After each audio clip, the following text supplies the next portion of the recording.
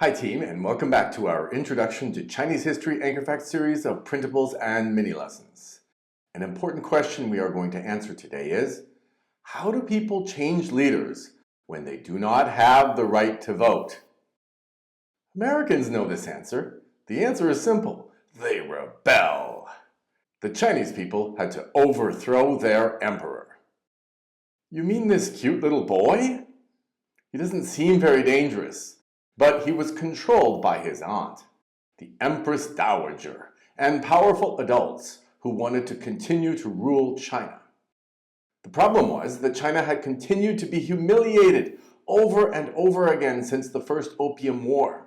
In the eyes of the Chinese people, the royal family had failed in their most important responsibility to be benevolent despots.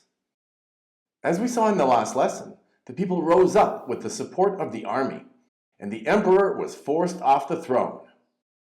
The very serious problem the Chinese people had after the Chinese Revolution of 1911 was that there was no new leader who could take control.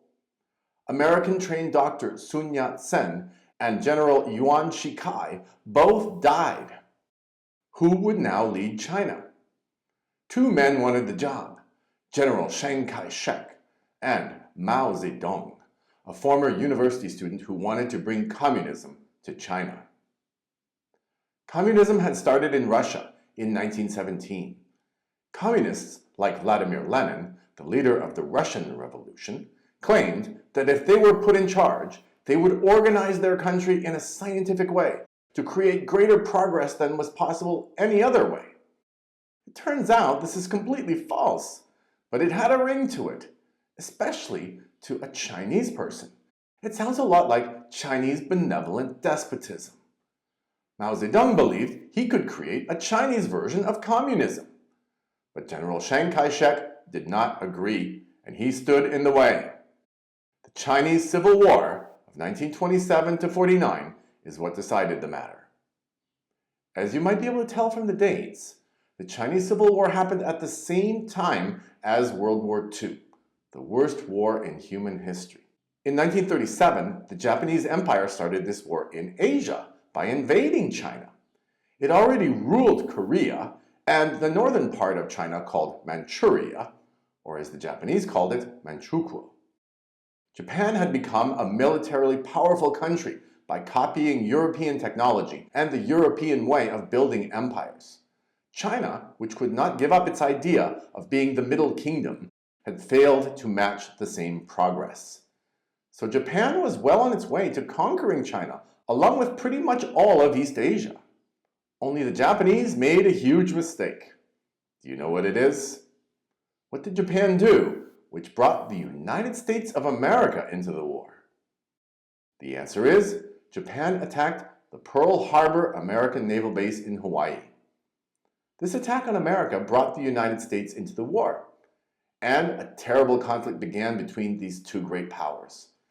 By 1945, Japan's dream of empire was completely destroyed. The United States had developed a secret weapon called the atomic bomb. It was so powerful that a single bomb could destroy an entire city. To force Japan to give in, President Harry Truman decided to use this new kind of weapon. 2 atomic bombs were dropped on the Japanese cities of Hiroshima and Nagasaki by the United States. Japanese understood that if they continued to fight, their entire country could be destroyed, so they surrendered. In this way, America had saved China from Japan. But the Chinese still didn't have a leader. The Chinese Civil War was paused during World War II because all the Chinese believed in fighting against Japan. But once Japan was defeated, the Civil War resumed, and Mao Zedong was the winner. Chiang Kai-shek escaped to the island of Taiwan and started a separate country there, but the main part of China was taken over by Mao Zedong.